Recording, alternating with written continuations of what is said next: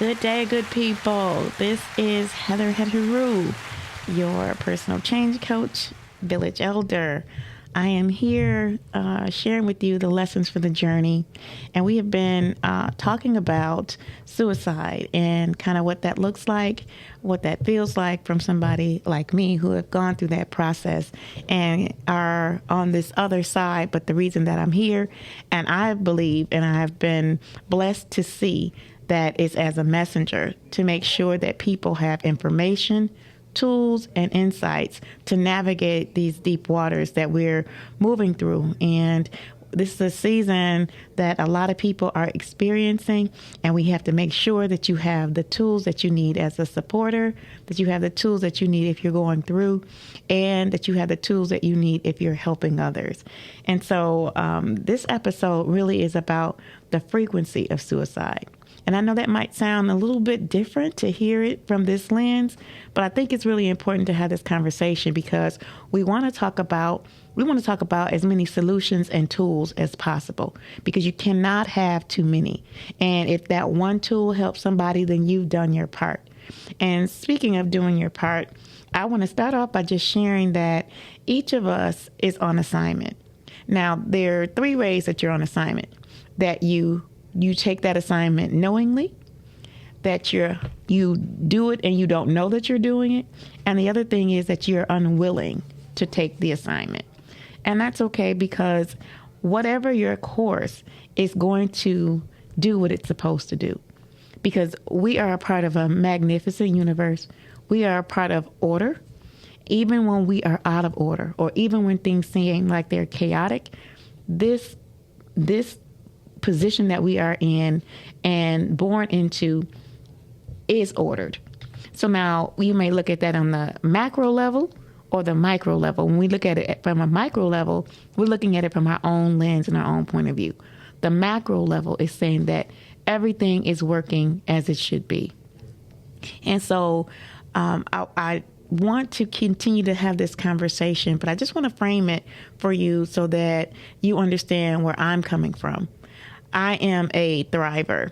I am a thriver of suicide. That means I went beyond the attempt and I was on the other side. And I am back here, as I mentioned, because I believe I have something to share. I have tools to share, and I have the plea to you that this is not the answer and this is not the way.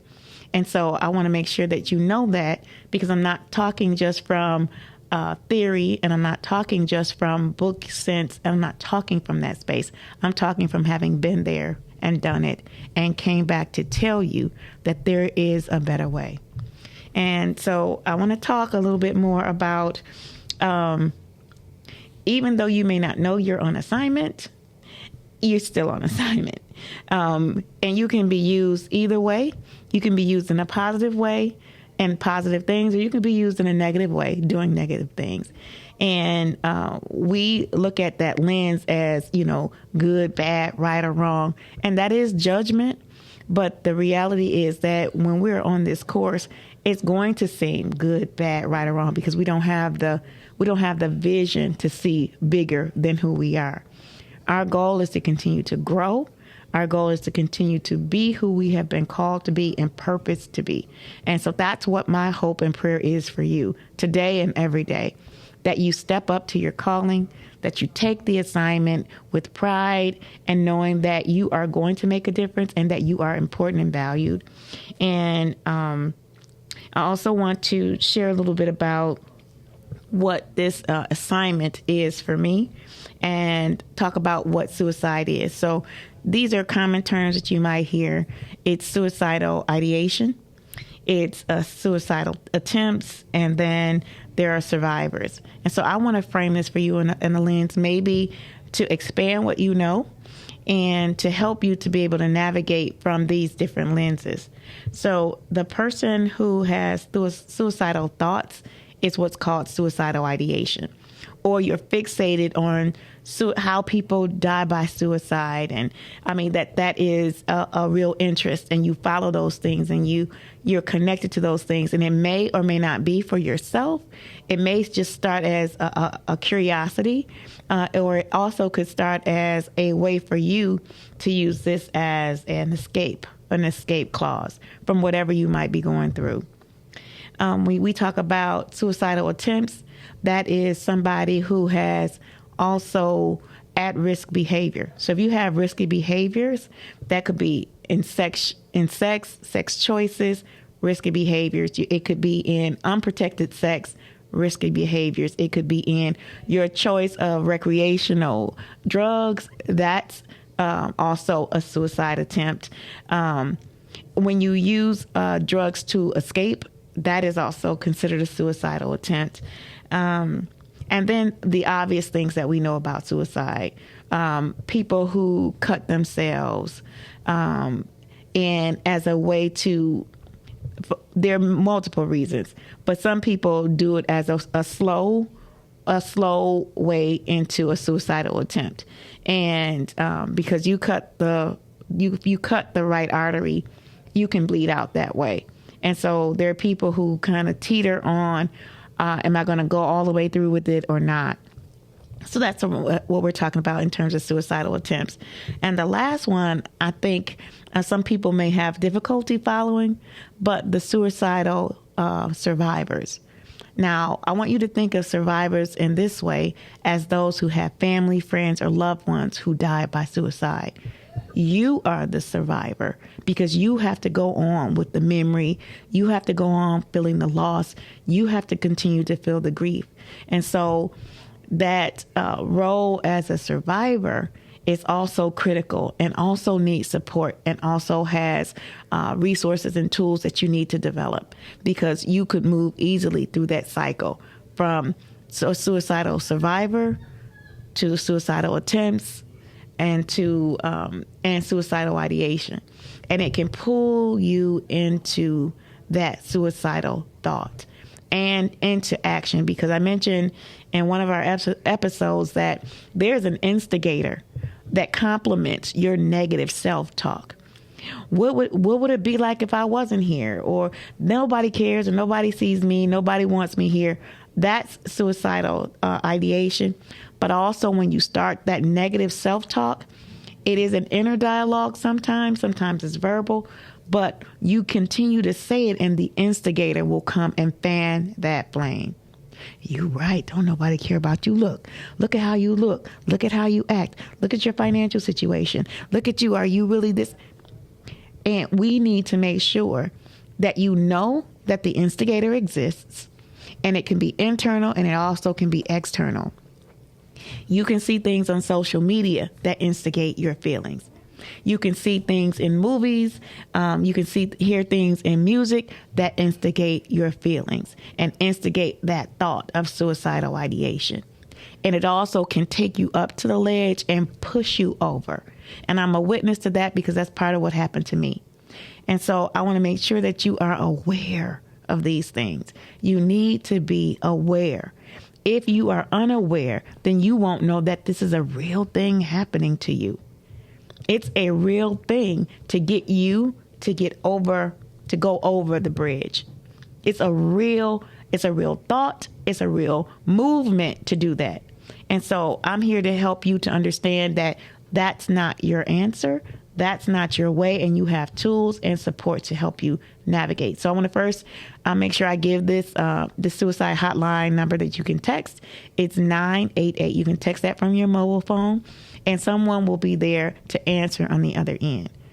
And you can, if that is for you, then you dial that number for you. But if it's for a friend or somebody you're concerned about and you're with them, you can also dial that number. If you don't know what to do, you can dial that number. And somebody is going to be there to help you navigate. What can I do? What should I do? All right. So don't feel alone in this process. So the next thing I want to talk about, which is the kind of the title of this episode, is the frequency of suicide. And I know that's a little bit difficult for some people to hear, because when you think of frequency, what do you think of?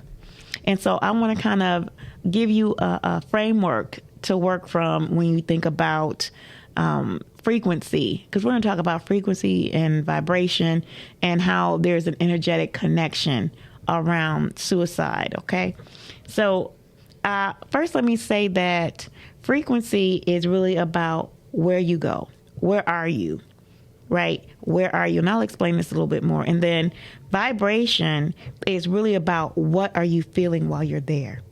What do you feel while you're there? So frequency, let's use this as an example. Say you're in and I'm in an office building. So say you are on the first floor. And on the first floor is security, our security desk. It's a cafeteria area. It's a conference room. So if I'm on the first floor, then there are a couple things that I'm going to feel because I'm on that floor. So if I'm at the security desk, I should feel a little safety. If I'm going to the cafeteria, maybe I'm feeling hungry. If I'm in the conference room, then I'm preparing for a meeting, right? So I have to prepare myself for that. And I'm feeling connected to other people because it might be networking, might be learning going on. But that's all happening on the first floor. So that's where we are, and that's what we feel. Now, if I go to the second floor, and let's say the second floor is all educational classrooms and learning, your alphabet or learning a new language even. So when I go to the second floor, when I take the elevator, I'm intentionally going to the second floor. I know on the second floor, it's all about education. So I'm going to put myself in the space for learning. I want to learn a language. I want to learn this. And so that's what I'm feeling.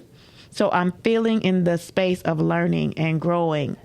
If I go to the third floor, let's say that's where all the restaurants or food courts are, right? If I go to the third floor and I'm smelling all these different foods, so it's going to put me in a space where I'm hungry. I feel hungry, right? And so that's kind of the difference between frequency is the floor that you're on, and vibration is what you feel while you're on that floor. And so I hope that helps to kind of help you to understand kind of why and how people use frequency and vibration sometimes. That's how I use it. And that's how my teachings have helped me to understand the difference between the two. So one more time, frequency is about where you are. Vibration is about how you feel while you're there. And this is important because this is a real skill set that we all need to have, because we have to be able to, once we're on a frequency, we have to be able to navigate how we feel while we're there. So frequency is also typically based on a moment-to-moment basis. It's moment to moment. And so our goal is to get to a point where we can maintain the same frequency for longer periods of time. That's like staying on the same floor for longer periods of time. So because while we're on the second floor, while we're learning and growing, we want to stay in that space of learning for longer periods of time. So that's the difference now between frequency and vibration. Vibration is about the learning that you're doing on that floor because it's designated as the floor for learning. And so in other ways, and I'm going to use COVID as an example to kind of parallel what I mean when I'm talking about frequency and vibration. So, and most of us didn't know this as we were going through the COVID pandemic and epidemic, that COVID exists on a frequency. So that means if I go up to the 7th floor, that's where COVID exists, right? And on the floor of COVID, what do we feel and what do we experience? We experience fatigue. We experience feeling not well. We experience a loss of senses, taste, smell. We experienced difficulty in breathing. So all of these kinds of dynamic flu-like symptoms, all of those things exist on the frequency. And the frequency of COVID is between 57 and 58 megahertz. So that means that we stayed on that floor for longer periods of time. So some people stayed in that COVID state for a few days, from 3 days to 10 days was the safe zone. But some people continued to be on that space, and some people went there multiple times. And so I just kind of want to put you in the mindset of using that, because it's an actual experience that many of us had, right? And so I did not have COVID. I cared for people with COVID. I was with it. It was all around me because I was a caregiver for my parents. Both my parents had COVID on January 1st, New Year's Day of that year. And I was there as a caregiver, and I never got COVID. I mean, and it's not it was a matter for me. It was a matter of my will. It was more important for me to take care of my parents and to take care of my family, friends, and loved ones who were going through that. And I was, not that I wasn't responsible. I was responsible and cautious about how I was reacting at that time. But I also started to learn more about the fact that COVID existed on a frequency. So if I kept my frequency on a different floor for longer periods of time, then I was able to avoid having COVID. And so much like COVID, suicide and suicidal ideation has its own frequency. And so I'm just going to share with you that a frequency of less than 25 megahertz is typically a frequency of the onset of death. And so if you are existing on a frequency lower than 25, then it can be easier to access the feelings that go with that suicide and suicidal ideation. Now, that could be grief, that could be pain, and it could be a number of things, of feelings that you have at that frequency. So some of the opportunities that we have is to kind of, what floor do you want to exist on? Where can you stay for a longer period of time that you can feel the vibration of that floor, of that level, of that frequency? So some of the tools and I want to talk about this because I really want you to use this as a part of your skill set to understand the frequency and the vibration of suicide. And so I'm going to designate 25 megahertz and under because it's the onset of death. And above that, there are other frequencies that you can connect on and stay for longer periods of time. Guilt is above that at 30 megahertz. Cancer exists at 42 megahertz. Pneumonia exists at 52 to 55 megahertz. COVID, I mentioned, is 57 to 58. Headaches exist at 58 megahertz. So if you have headaches, that means that you're on floor number 8 where headaches exist. And what you feel like when you're on that floor is why you stay or how you stay on that floor for longer periods of time. So I feel angry. So I'm on this frequency of headaches already. And now I add anger to it. And that's how I feel on this frequency. So every time I come to this frequency, I bring headaches with me. I feel headaches with me.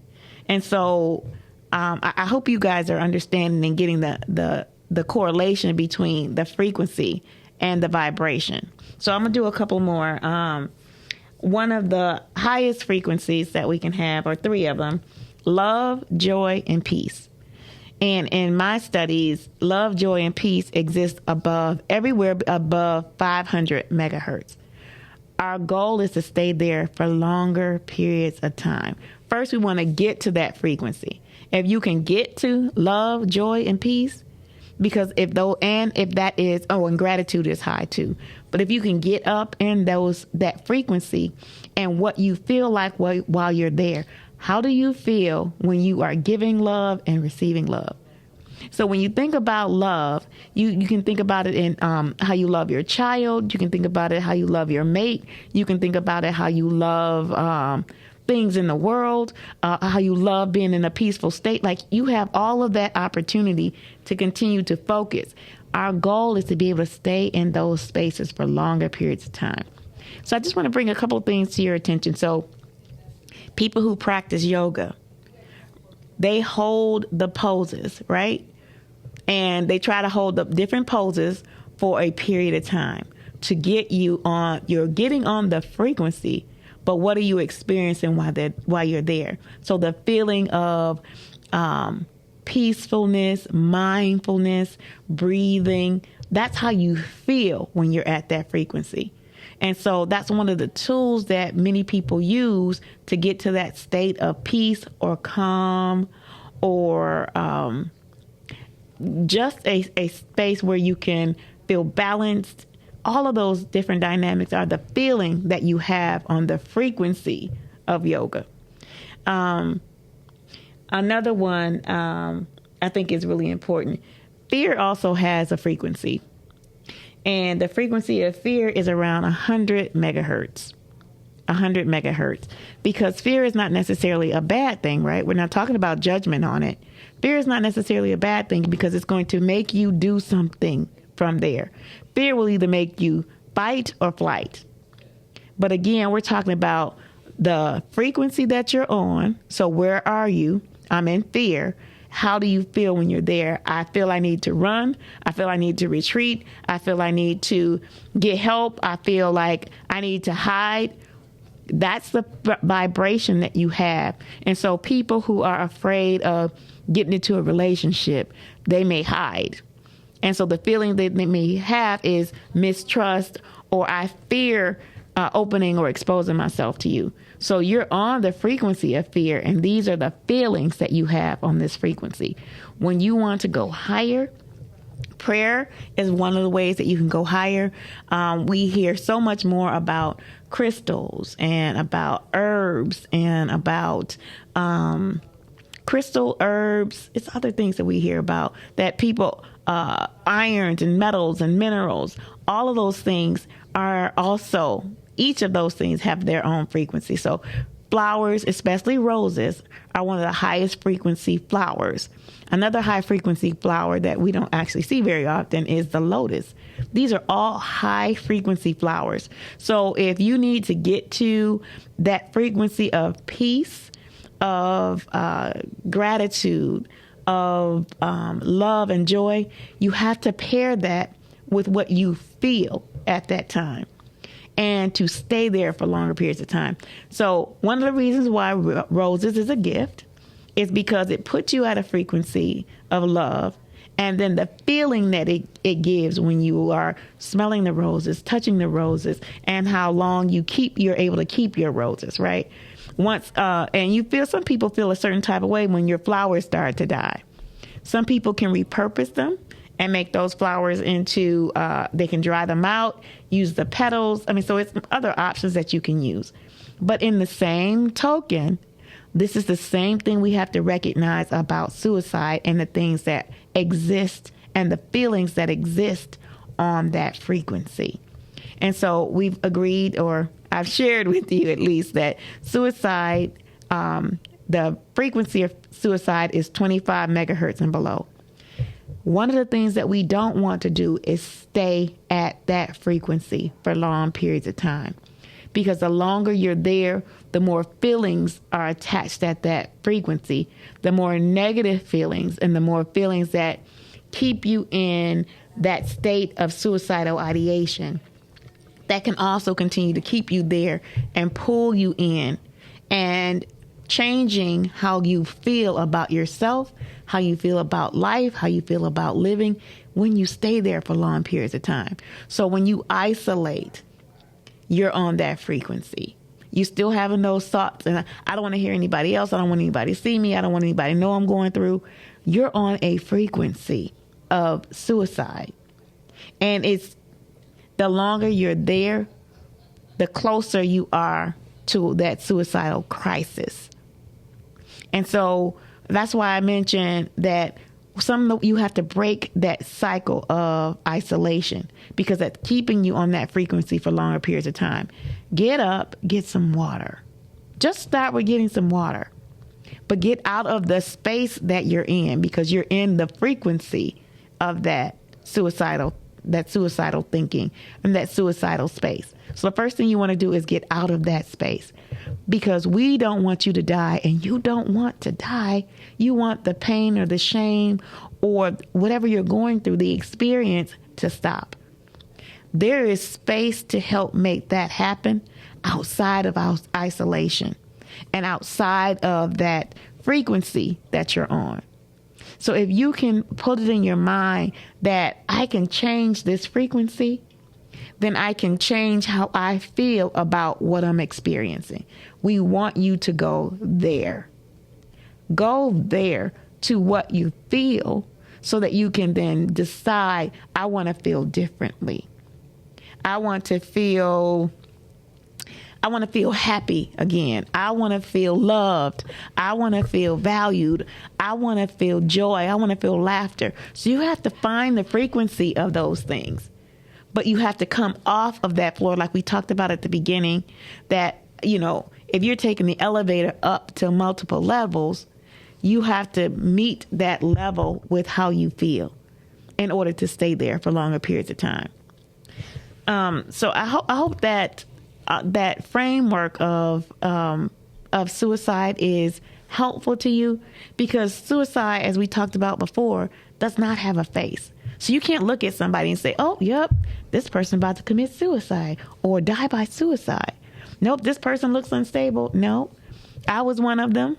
I put on a mask. It might have been lopsided at some times. It may have looked crazy at some times, but I wore a mask, and because people had an expectation of me and my personal strength and how I seemed to have things all in order and together, I really didn't. I was wearing my mask. I was hiding it. But I was actually on that frequency, and the grief that I was experiencing and the loss that I was experiencing kept me at that frequency for long periods of time. It convinced me to isolate, to separate myself from other people. It convinced me to stay in my room, in my house, and you don't need to go downstairs. You need just to stay in your room. You need to just stay in this space. You need to close the door. You need to shut everything else out. You need to keep the blinds closed. You need to be in the dark, and you need to just wallow in your sorrow. And that's what I did, because I felt lost and alone. I was able to stay at that frequency of suicide until I made the decision to die. I did not want to die, but I didn't know what else to do. I thought they were the same. Suicide and pain are not the same, because you're having the feeling, because you're on the frequency and you're having these feelings. Those are two separate things. Where you are, the floor you're on, and how you feel while you're there are two separate things. And because nobody talks about them being separate, because it feels like the same thing. I didn't have the tools at the time to separate them, but now I'm giving you the tools today to be able to separate it. Separate the floor you're on from how you feel while you're there. If you can do that, when you do that, you can decide, I don't want to be on this floor anymore, or I don't want to feel like this anymore. If you don't want to feel like this, then you have to remove yourself from that suicidal frequency and remove yourself from isolation. Go outside, sit on the porch, put your feet in the dirt, find something that makes you laugh, find a song that motivates or inspires you. Do something different. Increase the way you feel and bring that increase closer to joy and peace and love. And you may have to do multiple. You may have to do multiple things to feel that way.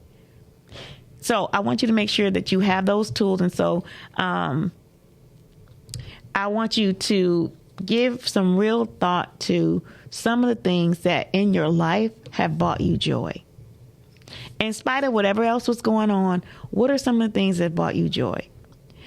Personally, for me, I like swimming. I feel good when I'm swimming, preferably in the pool, not in the lake, but preferably in the pool. I like the way I feel, where I feel connected, I feel plugged in, I feel in tune when I'm swimming. Some of the other things that help me is I like walking in wooded spaces. The more trees, the more deep breaths I can take, and I feel at peace. I feel at peace in those spaces. Other things that bring me peace is, and I know this might be weird for some of you, but this is my journey. So one of the things that brings me peace is I like watching ants. like watching ants. They are so fascinating because they work together so well. You don't see them running into each other. You see that they have the capacity to hold more than their own body weight. You see a little ant walking around a piece of potato chip. But how they work together, you always see them in order. You always see them coming in and out of their homes, in and out of their homes. And when it's time to go, they all start to shut down. Like they know how to go home. And so, but for me, it's kind of metaphoric about how together, how much more we can accomplish. How you are stronger than you think, and you're stronger than you know. Like all of these dynamics to me are metaphors when I look at the ants. I love bird watching. It's another thing. Michigan has so many different amazing species of birds. I didn't realize that we had woodpeckers, but we actually have woodpeckers. And your environment and ecosystems, things are different. So the ecosystems in Detroit, like the bugs and the birds and things like that, may be different in Southfield, may be different in Brighton, may be different in Traverse City. But the nature of that is that we get to witness the canvas that's been placed before us. So that's a way for me to reach my frequency of peace. If I want to elevate to peace, then I'm in those spaces for longer periods of time. And while I'm there, this is what I want to feel. I want to feel in awe about this glorious world and canvas that God created. Some of the things that you see, they're so different and unique. Even people who like people watching. You can go to Riverwalk or Hart Plaza and just people watch. And, and after a while, you start to feel and see the frequency or the movement of how people move. And it seems like everybody has music playing as they're going about their walk or going about their day, or how it starts to feed into a rhythm and and their own music is playing. So it's exciting to be in that space. Again, for me, it's a place of awe to see God's amazing canvas. We are so many different shapes, sizes, colors. All of that to me is so awesome and amazing, but it puts me in a place of peace. So if that's the frequency I want to get to, then I need to have a series of things that bring me to that space of peace. And so, I know I just threw out a few of my favorites. I can go on to bees. It's not just all environment, but I when babies are learning to walk, to me, all of these different dynamics are things that bring me joy and peace. So in between that, maybe I just need balance. We have an opportunity every morning to start our day with balance. And actually, that frequency is 62 to 68 megahertz. So like your status quo, without thinking about all the things you have to do in a day, about remembering and feeling all the things you might feel in a day. That is where we start. So we start at a state of balance. And again, that's 52 to 58 megahertz. So it's that moment of waking up, that moment before you start looking at your cell phone, that moment before you start wanting to get up and change the baby, that morning before you have to go to the bathroom. All of those dynamics, that's where we start, because after that, then we're flooded with thoughts of, what do I need to do now? Oh, I stubbed my toe. Oh, I got to go to the bathroom. Oh, I got to do all of these things that take you out of that moment. And so how do we get to that point of neutral, which is that point when we wake up in the morning, that neutral point? Where does that exist for you? You have to find your status, your baseline, your starting point. So you recognize what that feels like, because remember, frequency and vibration operate together, but they're separate. So if you wake up in the morning and you feel you're not feeling your best, that's the frequency you're on. And if you're not have a headache or you have flu-like symptoms, you already know where your frequency is. That means you have passed your balance state and you moved into a lower frequency, because those are where those things exist. So I hope that example around the different floors and the elevators was helpful to you about frequency, because now is your time to come up with your list. You have to know where you can go to increase your frequency. And you have to know what it feels like at that space to maintain it for longer periods of time. And remember that megahertz is really about moment to moment. So when people are at work, it's a work vibe, right? It's a work vibe. So I have to be on my best behavior. I'm not going to smoke. I'm not going to drink. I'm not going to cuss people out. Like the things you might do outside of that environment, but the environment demands a certain way that you act and feel. You have to feel like you're at work to be at work. If you don't feel like you're not at work, it's hard to be in that work mode. So we want to make sure that even as we talk about suicide and suicidal ideation, suicidal attempts, and survivors, that we have to choose what frequency we are going to be on so that we can have the tools necessary to move from that frequency, which is between 20 or below 25 megahertz for long periods of time. And so the reasons why we grieve is because we choose to be on that status, and what we feel is paired with where we are. So either of those two can take you out of that state, but you have to make a choice. Living is a choice. You choose to live, and you choose to live now every day, even when you're going through life storms. I want you to know that you can choose and you can change, and you don't have to go in that direction. So some of the last things I want to talk about is kind of where do you find those things that bring you joy? And so we have, I want to make sure I add this, that forgiveness is also a frequency. So people say that, forgiveness is not about the other person. It isn't. It is about you. That means you choose to exist on a frequency of forgiveness and how you feel while you're there. And some people may have experiences that they feel are unforgivable. You may have a feeling that something is unforgivable. You might be on that frequency. You might have it in your mind that I want to forgive them, but I just can't. Once you say that you can't do it, you can't do it, because that's the feeling that you have. So you're on the right space, feeling the right thing at the right time to make sure that is, you can't forgive. But when you say, I want to forgive, you go to that frequency. And when you say, in my heart, I want to forgive, I still hurt, it's still unforgivable, or it's still painful, but I want to forgive. And if that is truly the case, then you are on that frequency of forgiveness. It's a process. It doesn't mean there's some magic tool that's going to pop up and say that's forgiveness.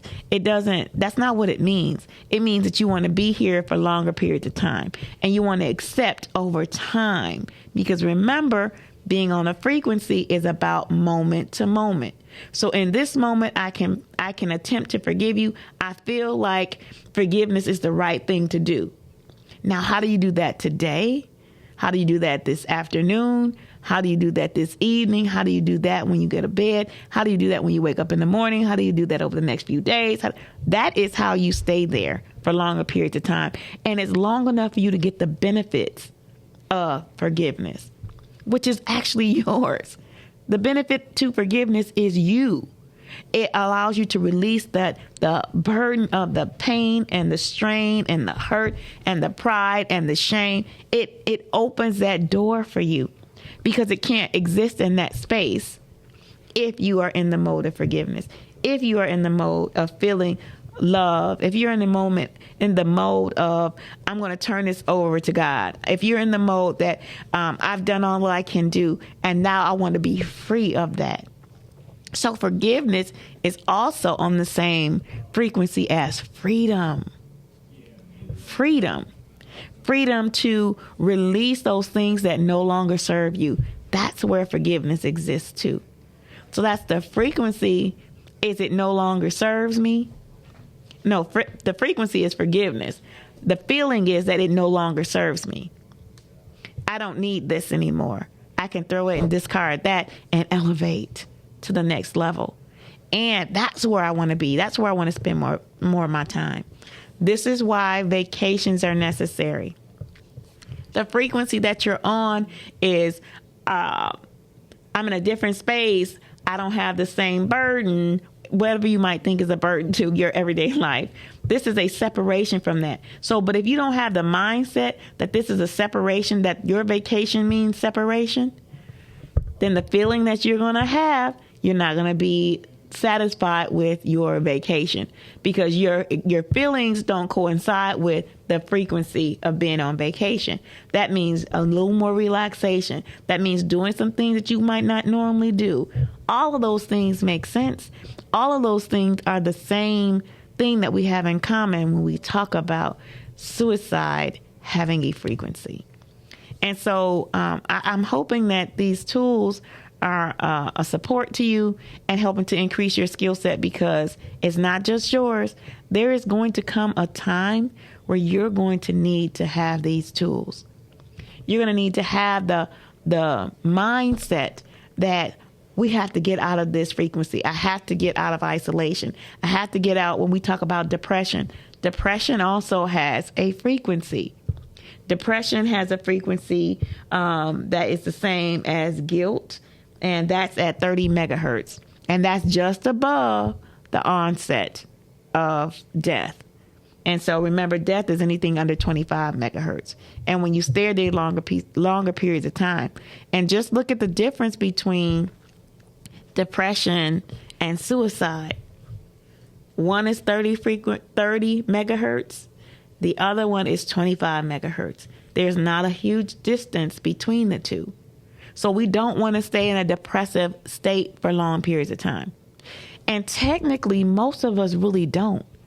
If we have to go to work, we go to work. And you have to do what you have to do while you're at work. So you might have to be a little more courteous to people. You might have to be a little bit more focused on your task. But it takes you out of that depression state for the time that you're there. So now, how do you recall those things in the times when you need them? One of the tools, or one of the examples I want to share with you, is that when you get new information, and this is the process of change that I think everybody needs to know. The process of change is 5 components. The first one is new information. You have to have new information. You have to appreciate the information that you just received, even who you received it from. You have to be able to apply that information. And once you apply it, you should be transformed by that information. And then the 5th step in change is that you have to transform and elevate. So you're going to elevate from where you transform from.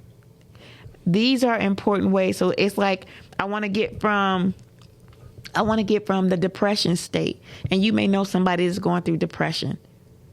One of the things that we have to do is what? Get them out of isolation.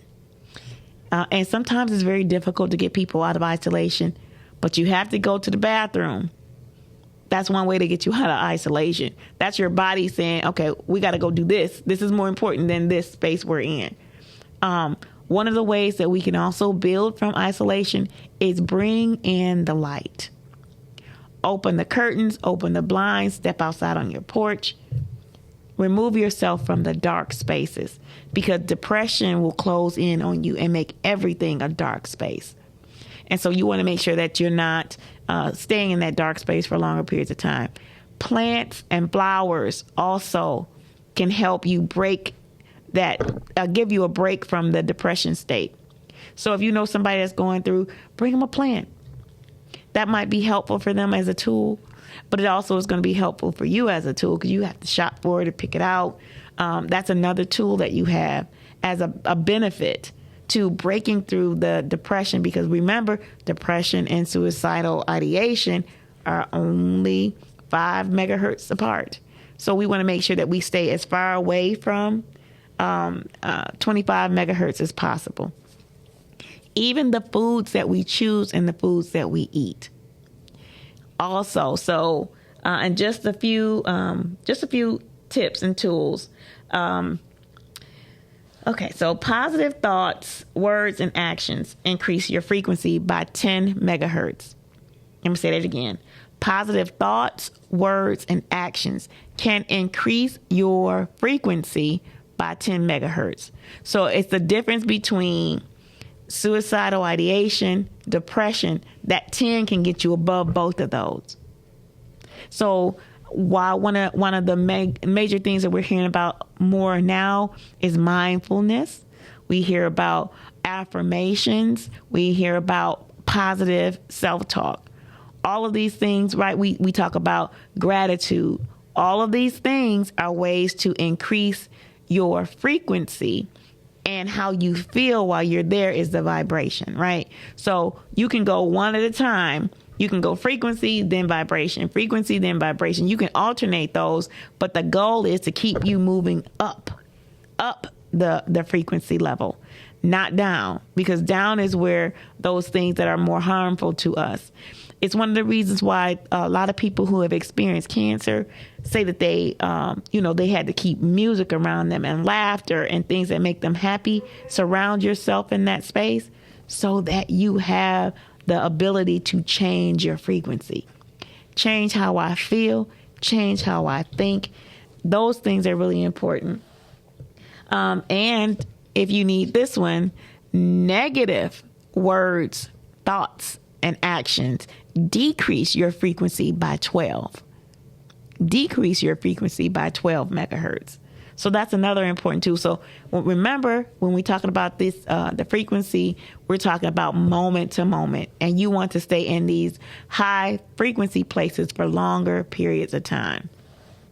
That's why you feel so good when you go to a concert, 3 hours, 2 hours, 3 hours. That's part of feeding into that frequency. And when you are, depending on the type of concert that you're going to, how people react. People, again, depending on the concert that you're going to, people bond. You high five somebody you don't even know because you're sharing that frequency and you're sharing that vibration.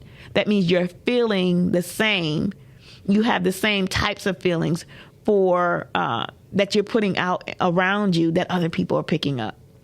So that's another important piece I want you to know. Okay, so essential oils increase your frequency by 52 to 320 megahertz. Rose oil is the highest at 320 megahertz. So the essential oils, if you like oils, it's one of the reasons why perfume and colognes and now people are preferring oils now. But look at what it's doing. It's another way to prolong the frequency you're on and the vibration that you feel and exude to other people for longer periods of time. If you have a certain oil on and somebody says, oh, that smells really good, right? It's doing what it's supposed to do. It not only is raising their frequency, but it's raising their vibration too, because now they get to connect with you on your level. Dry and fresh herbs increase your frequency by 12 to 27 megahertz. So how you cook your food, what you put in your food is going to also affect the frequency and even the vibration that you operate on. Another is that fresh produce increases your frequency by 15 megahertz. So if you eat fresh fruits and vegetables, you eat salads, increases your frequency by 15 megahertz. And for people who tend to use canned foods do not increase your frequency. It doesn't increase up or down. So you want to note that too. So if you had a choice between canned mushrooms and fresh mushrooms, which one should you take? Especially if you're feeling a certain kind of way. You feel like, I don't even want to cook. I'm just going to open up this can of mushrooms but you're going to reap the benefit of your choice. So if you're looking to feel better by the food that you eat, make sure you're eating fresh fruits and vegetables. If you want to feel good about the food you eat, then you want to do that also, because it's going to keep moving you up the scale. I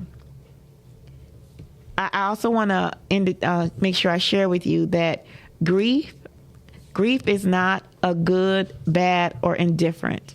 It does have a frequency of 75 megahertz though. So when you're grieving at 75 megahertz. The idea is that grief does not fall into depression, and it does not fall into suicide, the suicidal frequency.